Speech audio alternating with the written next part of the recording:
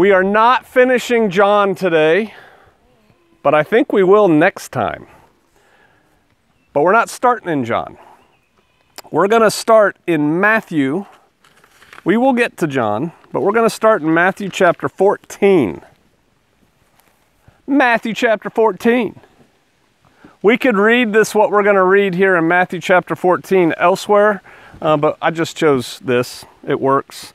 We're going to pick up in verse 13 of Matthew 14, and we can read, "When Yeshua heard of it, he departed thence by ship into a desert place apart." When he heard of John the Baptist having his head cut off and served on a platter. It's graphic, but it's in the word. That's what it is. So, and obviously he's upset. He hears of that, and so he departs thence there, and he goes by ship into a desert place apart. And when the people had heard thereof, they followed him on foot out of the cities. This reminds me of our puppies. See, Yeshua kind of wants to go be by himself and grieve a little bit and think this through and that kind of thing. And the people hear about it and they just follow him out into this desert place, deserted place, out into the wilderness, if you will. And so, you know, there they are. And Yeshua went forth and he saw a great multitude. And he was moved with compassion towards them, and he healed their sick. And so here is an example of the servant leader, Yeshua. He wanted to go be by himself. He wanted to have some alone time with the Father, some chill time, so that he could deal with John the Baptist being killed, the one who announced him, "Here's the Lamb of God." And instead, all these people show up, and you know, he could have gotten a boat and went the other way and lost the people, but he felt compassion, and so he starts healing the sick of the people. And when it was evening, his disciples came to him saying, "This is a desert place, and the time is now past. Send the multitude away that they may go into the villages and buy themselves victuals." It's like, hey, it's getting late, and these people are going to need to eat, and we ain't got any food out here, so send the people, you know, cut this sermon short, PJ. Let the people go eat. They're saying, cut this short, Yeshua, and let the people go eat. But Yeshua said unto them, "They need not depart. Y'all give them something to eat." And they said unto him, "We have here only 5 loaves and 2 fishes. And there's all these people out there. We only have 5 little loaves of bread and these 2 little fishes." And he said, "Bring them hither to me, the loaves and the fishes." And he commanded the multitude to sit down on the grass. And he took the 5 loaves and the 2 fishes, and he, looking up to heaven, he blessed them, and he brake. And he gave the loaves to his disciples, and then the disciples to the multitude. Now, we read in several places about Yeshua breaking bread, and Yeshua, we don't know how he did it, but he had a very unique and distinct way of breaking the bread. Again, I have no idea how he did it, but as we're going to read later today, his disciples recognize him by the way he breaks the bread. And so he breaks the bread into pieces, and he puts it in baskets, and he goes, "Here, go feed the multitude." 20. And the multitude, they did all eat, and they were full. They were filled, and they took up of the fragments that remained 12 baskets full. And they that had eaten were about 5,000 men, besides women and children, with just the loaves and the 2 fish. And everybody ate and was full. And so the title of today's sermon is Grace and Provision. Yeshua had grace for the people, he had compassion for the people, and he provided for their needs. And if you think about it, they're pretty simple needs, right? Nobody is gonna die if they don't eat dinner. Sister Kate will tell you, it's just my upbringing or background, I really don't care in the 48-hour short term if I eat or not. It's not a big deal. Day of Atonement for me, the fasting part, I fast that long on a regular day without fasting. I mean, I just don't eat. So somebody missing dinner, it's not going to kill them. Yeshua could have easily said, it's okay, don't worry about it. They could all afford to lose a meal, miss a meal, right? But he didn't. So he had grace and he had provision. Now turn to 1 Kings. 1 Kings. Please. Chapter 17. These are the days of Elijah. Declaring the word of Yahweh. 1 Kings chapter 17, and Elijah the Tishbite, who was of the inhabitants of Gilead, said unto Ahab, as Yahweh Elohim of Israel lives, before whom I stand, there shall not be dew nor rain these years, but according to my word. So he stopped it from raining to get the attention of the people. Is that going to happen again in the future? Are the two witnesses going to come and stop the rain? Who are those two witnesses? We don't know, but I think Elijah's one of them. But we don't know. All right. And the word of Yahweh came unto him, saying, get thee hence and turn thee eastward and hide thyself by the brook of Cherith that is before Jordan. And so here's a man of Yah, a prophet of Yah. He has just done Yah's bidding. And Yah tells him, you need to go hide. You need to get away and hide. And a lot of people out there in YouTube land, they're totally messed up on the concept of hiding yourself. You know, the wise man foresees the evil and hides himself. The wise man can see what's coming and he goes to a place of refuge. A lot of us have had that put into us, which is why we're here, right? We've left those cities, we've come out of her, my people, and we're coming out here where a wiser person would want to be. And so Yah tells them, hey, you need to go hide yourself. And he goes, and it shall be that you shall drink of the brook, and I have commanded the ravens to feed thee there. And that there, I don't know if anybody else has a slightly different translation, but that there means only there. So you're going to drink from the brook. I want you to run, hide over there. You're going to drink from that brook, and I command the ravens to feed you only there. So you can't go anywhere else. That's where they're going to feed you. Are ravens clean or dirty birds? They're dirty. They're unclean animals. And yet Yah is using them to feed Elijah. And so he went and he did according to the word of Yahweh. For he went and he dwelt by the brook of Cherith that is before Jordan. And the ravens brought him bread and flesh in the morning, and bread and flesh in the evening, and he drank of the brook. So Yah here is providing bread and meat, just like Yeshua provided bread and meat. And so that's Yah's provision. And we know that obedience brings what? Blessings. He told him to go, he went, now he's blessed. And Yah is providing his daily bread, right? He's bringing it to him, he's having it brought to him by these ravens. And it came to pass after a while that the brook dried up because there had been no rain in the land. And the word of Yahweh came unto him, saying, arise, get thee to Zarephath, which belongs to Zidon, and dwell there. Behold, I have commanded a widow woman there to sustain thee. So now he's giving them a new command. You need to pack up and move again. And when you get there, don't worry about it. I'm going to provide for you there as well. I've commanded this widow woman to take care of you. So he arose, he was obedient, and he went to Zarephath. And when he came to the gate of the city, behold, the widow woman was there gathering of sticks. And he called to her and said, fetch me, I pray thee, a little water in a vessel that I may drink. Because by the time he gets there, he's thirsty and it hasn't been raining. So, you know, it's not like he's been drinking out of brooks on the way there.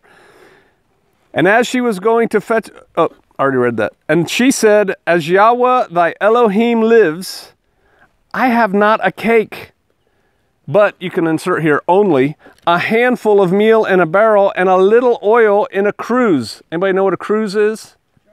Yeah, it's like a little flask or carafe or jar. It's a little thing. It's not like one of those big amphoras that the Romans carried it on the ships in. She just has a little bit of oil and a little bit of meal. That's all she's got in her house.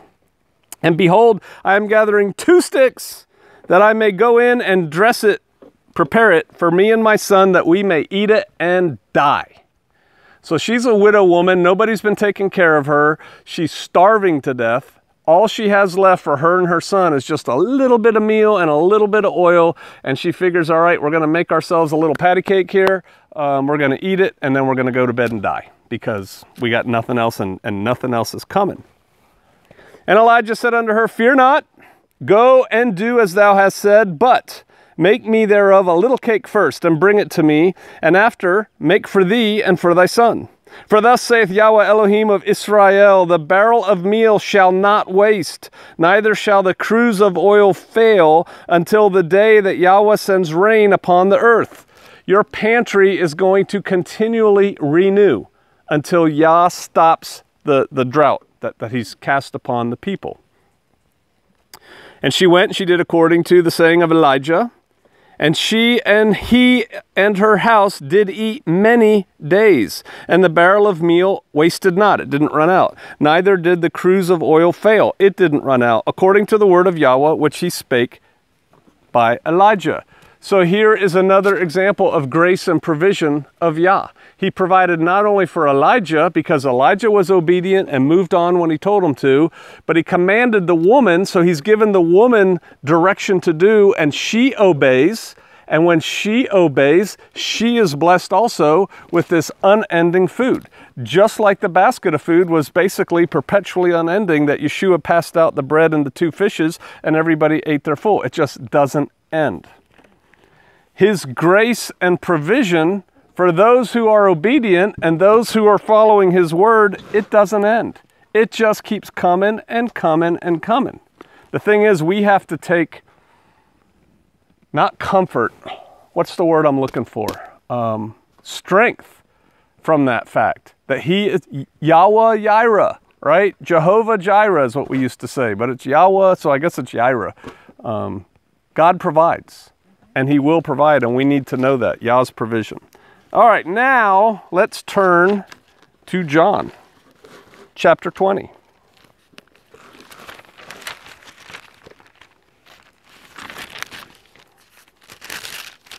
Those two are just kind of like intro and fill it out a little bit.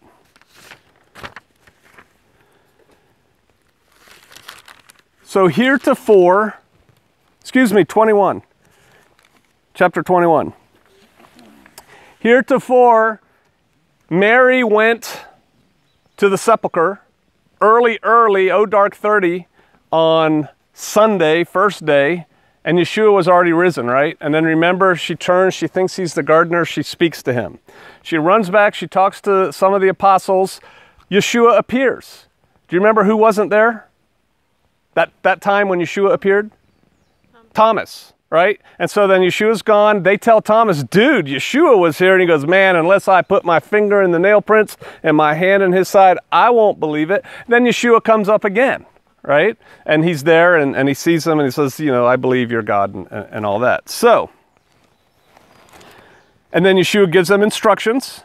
And he tells them many other signs. I'm reading in verse 30 of John 20. Many other signs truly did Yeshua in the presence of his disciples, which are not written in this book. But these are written that ye might believe that Yeshua is the anointed, the Son of God, and that believing ye might have life through his name. And so we covered that last time. So now we pick up in 21. And after these things, Yeshua showed himself again to the disciples at the Sea of Tiberias.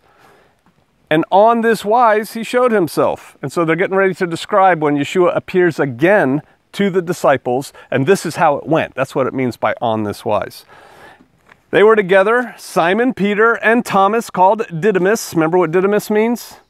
Twin. And it was actually Taoma or Tuma. And twin is Tama? Ta'ama? I have a note here in my Bible. It's kind of a wordplay. And Nathanael of Cana in Galilee, and the sons of Zebedee, and 2 other of his disciples. And Simon Peter said unto them, I go a-fishing. And they went and said unto him, we also go with thee. And they went forth, and they entered into a ship immediately, and that night they caught nada. They caught nothing. There are a lot of scholars that have a lot of problems with this chapter, this last chapter in John. And some go so far, and I think it's blasphemy, as to say this was added later because it's just, there's too many contradictions in it that just don't make sense to the word. What have I always said if you find a contradiction in the Bible? you don't understand it correctly, you need to look into what your understanding is and figure it out. We're going to get into some of those contradictions, and one of them is right now.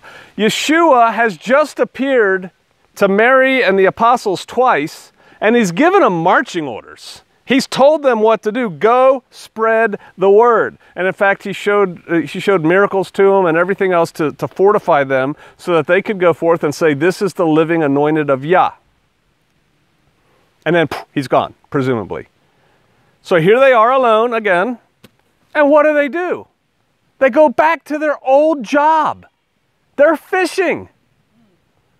Why are they not out there spreading the word of Yah? You're exactly right. But I'm going to say some more. No, you're right though. Cut to the chase. They're hungry. Here's the thing. I get this too from the YouTube crowd.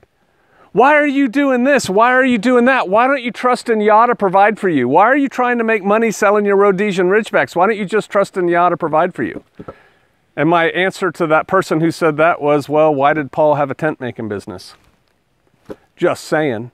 It doesn't say in the Bible that God provides for those who provide for themselves, but there is a concept there, right? He who does not work, what? Shall not eat. Now, we just read about Yah's provision. We're going to read about it again, by the way. That's why we read about those two. But we read about Yeshua feeding the 5,000. We read about the ravens and the widow feeding Elijah. God provides manna in the desert. God provides. So what are you worried about money for, PJ? What are you trying to work for? Because the concept is you got to get out there and do something. These guys, this doesn't mean the fact that they're going fishing, that they've decided to blow off all the instruction that Yeshua gave them, and I'm just going to go back and be a simple fisherman. Life was so much easier then. Nobody was chasing me, and all I had to do was work from sun up till sundown, or all night, I guess, in this case. Probably fish at night with torches or something. I don't know. That's not what that means. They're probably hungry. They're probably sitting there on the beach going, man, what are we going to do? How are we going to organize this thing? You know, I'm thinking maybe I'll stay here in Jerusalem and, you know, you can go that way and you can, who went to India supposedly? Thomas. Thomas, you can go to India and, you know, they're probably starting to work that kind of process out where they're going to go. But in the meantime, as Sister Donna said, they're hungry. Well, how are we going to get some food? They're fishermen. Getting food is easy. Let's get in this boat and let's go catch some fish and we'll eat it. Maybe even let's get in this boat, let's catch some fish, let's sell it. And then we'll have money to fund our missionary journeys that we're about to go on. So it's not a contradiction in the word right there. But in any case, they caught nothing. But when the morning was now come, Yeshua stood on the shore, but the disciples knew not that it was Yeshua. This continues to fascinate me.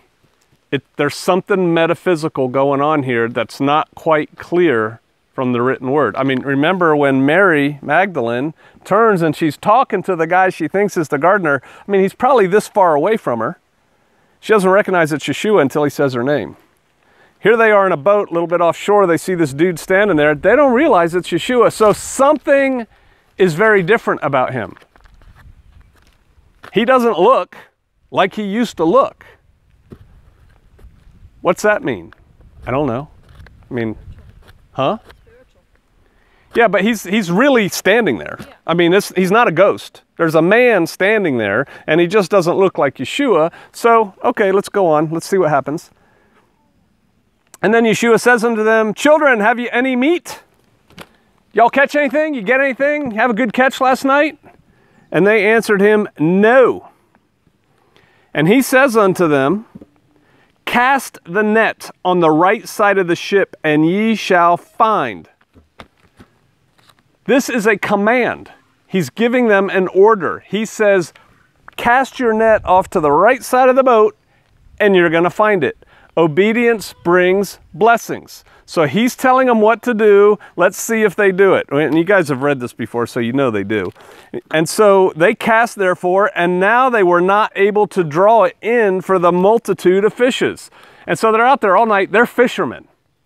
Right? These aren't just like me getting in a fishing boat with a net and going, man, how do you think this thing works? And throwing out. These guys made their living as fishermen. They've been out there all night. They've caught nothing. Here they are coming back in, probably dejected, probably wondering, well, God's not blessing us. You know, what's happening? Maybe we're doing something wrong. There's this dude in their perspective, standing on the shore just gives them a normal greeting that would be expected from anybody. Hey, did y'all catch a lot?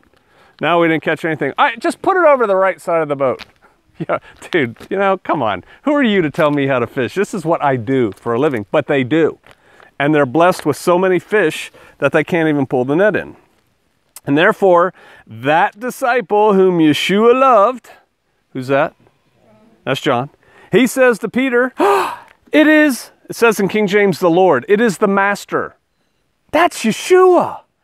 Hey, that's Yeshua again. Right? It's like, wow, he's back. I'm looking for my place. Now, when Simon Peter heard that it was the Lord, he girt his fisher's coat unto him, says in parentheses, for he was naked, and he did cast himself into the sea. Now, these guys aren't Greeks. They're not out there fishing in their all in all. Naked in this case means they were unclothed. I'm not dressed yet. So it's the equivalent of they're wearing like their bathing suit or their boxers or their whatever while they're out there fishing and it's hot and they're in the water and their clothes are over here, right? But there's Peter. He sees Yeshua on the shore. Remember when I told you my dad used to say only one man ever walked on water? We're trying to tell you you're not perfect because only one man ever walked on water, but we know that's not true, right? Who else walked on water? Peter. Peter walked on water at one point to the Lord, and then he got scared and he started sinking, right? Save me, save me. So more than one has walked on water, but Peter sees Yeshua and he's so exuberant that he grabs his clothing, because wearing my bathing suit out here on this ship while we're working a net and it's hot and it's sweaty and it's wet, that's fine. But when I get on shore where the people are, I gotta have some clothes on, right? So he grabs his clothes and he ties them about himself. And the reason he does that, because despite the fact that I know Brother Sam has done it and I've done it, where we jump into the water and swim around with our clothes on, pants, shirt, boots, and everything else, it's a lot easier to swim without that stuff on. And so he doesn't put it on, he just ties it on like a bundle and he dives into the water and he's trying to get out there to Yeshua. He's trying to go show him how much he loves them. And the other disciples came in a little ship, for they were not far from land, but as it were 200 cubits. Anybody know how far that is, 200 cubits? Cubit is 18 inches. 200 times 18 is 300 feet, which is about 100 yards, which is about goalpost to goalpost in a football field. It's not that far if you know how to swim. So they're out there, they're about 200 cubits, that's about 300 feet, which is about 100 yards, which is a football field. And where am I? I got to keep my finger here. Not far from the land, but they're about 200 cubits, dragging the net with the fishes. And so they're rowing in, they're paddling in, they're happy to see Yeshua, but they got a big old net full of fish. And as soon as they were come to the land, now picture this, they've been out all night fishing. How many fish did they catch before 2 minutes ago? 0. They've been working. They're not out there sleeping on the boat. So they're tired. They're hungry. They hadn't caught anything until a second ago. And it says as soon as they were come to the land, they saw a fire of coals there and fish laid thereon and bread. Yeshua's got a little fire going for him. He's got now this word fish. If you look it up in the Greek and you break it all down, it's a little fish. It's like an appetizer.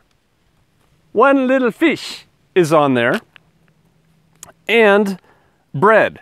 And the bread, the word, if you break that bread down, is one loaf of bread. So there's a loaf of bread and there's a little fish. I get the impression of like a little sardine cooking on the coals there, but it's food, it's provision, right? Who's providing it? Yeshua is providing it. And Yeshua said to them,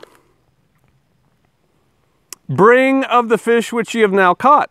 And Simon Peter went up, and they drew the net to the land full of great fishes, and 153, and for all there were so many, yet was not the net broken. So here what we have is Yeshua had this little loaf of bread and this little fish there for about 8 guys that are coming in. That would have been enough food to feed them all. Does anybody have a doubt in your mind that that little fish and that loaf of bread would have fed all those guys so they're like, woof, I can't eat anymore. Thanks so much for that. In addition to that, they have this whole net of fish. How many fish? 153. What's 153 mean? A lot. I have no idea. I don't know why it says that. And that's another thing scholars have debated forever, and that no one's come up with a good answer. They had 153 fish of pretty decent size in their net. So either way, there's grace and provision. There's obedience. He says, come on in, cast over here, come on in. And so they're getting provided for. They're getting blessed for their obedience. And the net was not broken. That's an example of grace. They say that so many times, and it's like this net, there's so many big fish in this net that it is expected that this net would just rip and all the fish would get away, but the net's not broken. And so they bring all the fish in. That's the grace of Yah. That's the grace of Yeshua, letting them bring their catch, even though it's so big, into shore. So provision and grace. And Yeshua said unto them, come and dine. That's another command. Sit down and eat. It's an invitation, but it is also a command. He's telling them what to do. Come and dine. Do they know who he is now? They do. They know he's Yeshua. So he says, come and dine. And none of the disciples did ask him, who art thou? Knowing that it was the master. People have a problem with that too. Well, they used to ask him all kinds of questions. Yeshua, could you explain to us the meaning of that parable? Hey, can you explain about this? Could you tell us about this? What does this mean? Dun, dun, dun, dun, dun. Remember, we talk about that. I laugh about it. The guys who follow him around still don't understand him. Not one of these guys is asking him a question. They're happy he's there. He's just provided for them. He's done some pretty cool miracles right in their sight, right again. They're not asking him nothing. You know why? Because he is the resurrected Christ. His relationship with them is forever changed. He's not their master who they're a little bit familiar with because they're hanging out with him all the time. He's the risen Savior. They're not going to say nothing right now, except they're in what we used to call in the Army, and I don't know if you said it in the Marine Corps or not, they're in the receive mode. Did you swim with your uniform on in the water? Not in basic. Okay. Oh yeah, you do that as a lifeguard too. I forgot about that. Blow up your pants and your shirt. Anyway, they're not going to ask him a question because it's a new relationship with him. Yeshua said unto them, come and dine with me. And none of the disciples did ask him, who art thou? Knowing that he was Lord. And Jesus, Yeshua, then comes and he takes the bread and he gives them and the fish likewise. I'm telling you, it says when he takes the bread, that means he's breaking the bread. If there were any doubting Thomases in the crowd right now, they're convinced now this is definitely Yeshua. He doesn't look like Yeshua, but he's breaking the bread. He's taking the bread and he does whatever he does to it in his own special way. And so he breaks the bread and he gives it to them and the fish likewise. He's serving them. This is an example of Yeshua, servant leader. He's fully in charge. That's the reason they're not asking him any questions is because they're in awe of him. He knows that. He's just given them fish. He's got fish right here for them. He told them where to cast their net and get more fish. He's totally in charge and they totally get it, and yet and still he's still serving them. He's giving them bread. He could have easily said, hey, Thomas, you got some penance to do. He doesn't. He serves them. He takes the bread, he gives it to them, and the fish likewise. Not only is he a servant leader, he's showing that leadership and fellowship can go hand in hand. See, a lot of people think, you know, and I watch a couple movies every now and then on a rare occasion. But you know, there's these examples of rulers, kings, dictators, tyrants who have nothing to do with the little people except just tell them what to do. But here he is breaking bread with them. He's sitting down and eating with them. He's serving them. He's fellowshipping with them. And leaders can do that. And Yeshua is demonstrating that. This is now, here's another problem people have with this chapter. This is now the third time that Yeshua showed himself to his disciples after that he was risen from the dead. So since he rose from the dead, this is the third time, it says it quite clearly here, that Yeshua showed himself to his disciples. We've got Mary. When he saw Mary, she went and spread the good news. A woman spread the gospel first. Then he appears to the disciples the first time where Thomas isn't there. Then he appears to him with Thomas, and now he's on the beach and feeding them fish and bread. How many is that? People have a big problem with that. Does anybody have an obvious solution to that? He's meeting with the disciples. He's meeting with these people. It's the third time he met with these people, the disciples. Mary doesn't count. When he presented himself to Mary, there were no disciples there. It was just Mary. She's not counted as the third time of the disciples. This is the third time he's with the disciples. It's simple, but people want to pick at it. So, when they had dined, Yeshua says to Simon Peter, who gave Simon Peter the name Peter? Yeshua did. Remember he said, I'm going to call you Rocky, Peter, Petra, but on this rock am I going to build my church? And people say, I'm calling you Rocky, and on this rock I'm going to build my church. That's not what he's saying. He's saying, you're Rocky, and I'm the rock on which we're going to build this church. We're building the Jesus is the rock. Hallelujah, right? Jesus is the rock. And so Jesus, Yeshua, gave Simon the name Petra, Peter. Means rocky, like a little rock.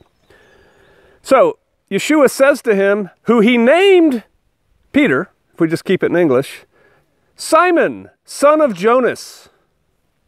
He doesn't call him the name he gave him. He said, from now on you'll be Peter, and here he is calling him Simon, son of Jonas. The name before he was an apostle. Lovest thou me more than these? He said unto him, oh, no, lovest thou me more than these? So the first thing is, it's kind of a sting. It's kind of a slam. He's saying, you know, I like you. I'm going to call you Rocky. I'm going to call you Peter. But now here he is, the third time he's appeared to him. He's not calling him by his little pet name for him, his little nickname. He's calling him Simon, son of Jonas. He's bringing to mind, this is who you were before you came and started following me as your master. Do you love me more than these? Now, what do y'all think these means?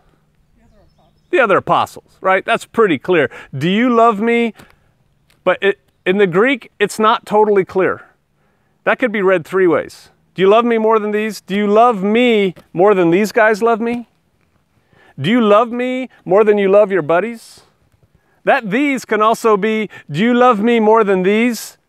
Ships, nets, fishes. That people take this tact and go with it, and they say, you know, he told them to go out there and spread the gospel and the good news, and here they are back fishing. So now he wants to know, do you love me more than you love this your job? I believe that Yeshua, when he says this, means, do you love me more than these? Do you love me more than your brothers do? Is your love for me greater than the love that the other apostles have for me? But it's still worth exploring the notion, do you love me more than this stuff? Do you love Yeshua more than you love your stuff? Do you love Yeshua more than you love your job? Do you love Yeshua more than you love whatever it is you love? Your children. I had a woman at Round Prairie Church, I was preaching a sermon where Yeshua says, you have to hate your mother and hate your father, hate your children. I'm paraphrasing here, for my sake. And if anyone doesn't, they don't have enough faith. And I explained to the church, that doesn't mean you're going to hate your kids. If a mother hates her children, she has serious issues, right? Mothers love their children, in most cases, more than they love their husbands. It's a sad, cold fact, but it's true. It's biology, right? Mothers love their children. So when Yeshua said, you got to hate your children for my sake, he didn't mean you got to hate your children. What he means is, compared to the love you have for me, what you have for your kids has to be like hate. You have to put Yeshua first, even over your children. And I had a woman come up to me and say to me after church, and she came to all our services. She was important in the church, if you will. I could never love Jesus more than I love my children. I almost said, get thee behind me, Satan. But I figured she wasn't ready to hear that. And I said, well, then you're making your children an idol. And that is not what Yah wants. And I explained to her again, you got to love Yeshua. I said, Jesus, you got to love Jesus more than you love your children. She said, I could never do that. I said, well, then you need to pray about that. But that is what it means. So, do you have some kind of stumbling block between you and Yeshua? You should really do some deep thinking and think about that. And if you do, And I'm not expecting anyone to raise their hand and say, yes, I love my flag for Shofar Mountain more than I love Yeshua. I'm not expecting that. But I am expecting you to do some deep soul searching and root out those things in your life that you would put before Yeshua and figure out how you're going to change that and pray through that. But I think he's talking about the people. So he goes, hey, do you love me more than these love me? And he said unto him, yea, Lord, you know that I love you. You know I love you, Father. How many times did Peter deny Yeshua? Right? He goes, I love you. And he goes, you know, I'll die for you. And he goes, you and dude, you are going to deny me 3 times before the rooster crows in the morning, which just sounded to his ears like, no way. That's because Yeshua knows us better than we know ourselves.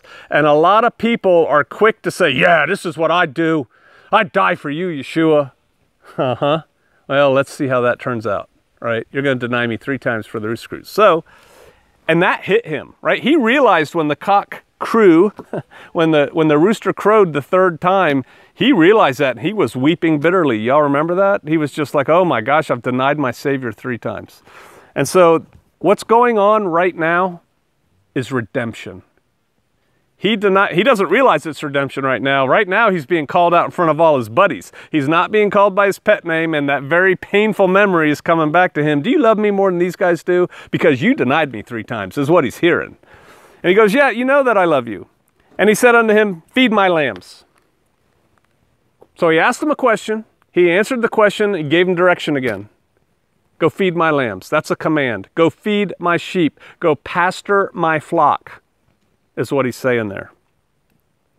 And he said unto him again the 2nd time, Simon, son of Jonas, not Peter, lovest thou me?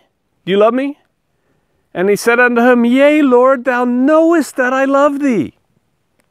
Again. And he said unto him, feed my sheep. He already told him once. Why is he telling him again? I should tell my kids something. They'd say, Dad, you told us that already. And I would say, I know. That's because it's important. That's why he's telling them again, feed my sheep, Peter. He's not calling him Peter yet. And he said unto him a 3rd time, Simon, son of Jonas, lovest thou me? Peter was grieved because he said unto him the 3rd time, lovest thou me? He's like, man, he doesn't think I love him. I think I'm not getting over this thing that I did where I denied him 3 times. And he's feeling really bad about it. He's grieved. And he said unto him, Lord, thou knowest all things. Thou knowest that I love thee. And Yeshua said unto him, feed my sheep. Same thing again, 3 times. What that was, even though it looks harsh and he's kind of being called out in front of his buddies, and it has tinges of, I don't believe what you just answered me, so I'm going to ask you again. I don't believe what you're just asking me, so I'm going to ask you again. And it feels like that. It feels like that push-pull. What's really happening there is grace. He is showing him, you denied me 3 times, now you've declared your love for me 3 times. Cool, go feed my sheep. You're ready to go feed my sheep. There's forgiveness inherent in that. And so in this picture right here, we see not only grace, the grace that Yeshua is bestowing upon him, the chance, the opportunity that he's giving Peter to express his love for Yeshua after having denied him. He's showing sometimes it can be tough. It might not be the way we want it to go. I'm sure Peter would have loved if Yeshua just showed up and said, hey, you know that thing, off to the side, you know that thing, yeah, don't worry about that, man, we're good, right? You got a job to do now. Let him off the hook easy. But he called it to mind and he made it a little bit painful for him. But now he's really appreciating it, right? Now, because he's grieved and he's like, you know everything, you know I love you. It's like, okay, go feed my sheep. That's the lesson for today. Grace and provision. With little hints of obedience brings blessing. But focusing on the grace, and I think the 2 things we can take from this is that, number 1, Yah does provide. Not often, not always in the way we think he's going to, but we still have to work. You know, he told them, cast the net over the other side of the boat. He could have just made the boat full up with those fish that just flop up on the boat. Right? He could have just said, poof, there's a pile of fish on the beach. Go ahead and do what you're going to do with them. They had to work for it. I mean, they had to drag that boat in with 153 largish kind of fishes in it, drag it all the way back. That was hard, sweaty work to get that boat in, but he still provided. He provides for us too.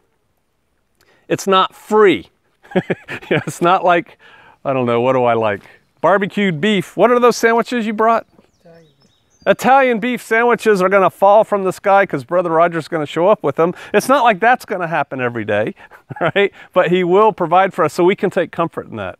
And then we have to also know that we have to be obedient to receive these blessings. Grace does not require obedience.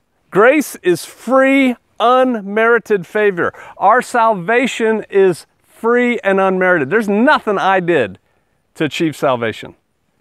Yeshua said, I pick you, PJ. Actually, I pick you, Joe. You're going to believe, and I believe. And because I believe, and because you believe, we want to make our Father happy, and so we keep his rules of his house. We keep Torah because we love him. Do you love me? Yes, I love you. Well, if you love me, keep my commandments. And so that's what we're trying to do. We're trying to keep commandments. And when we mess up, which you know we do, we all mess up, his grace is sufficient, and he forgives us.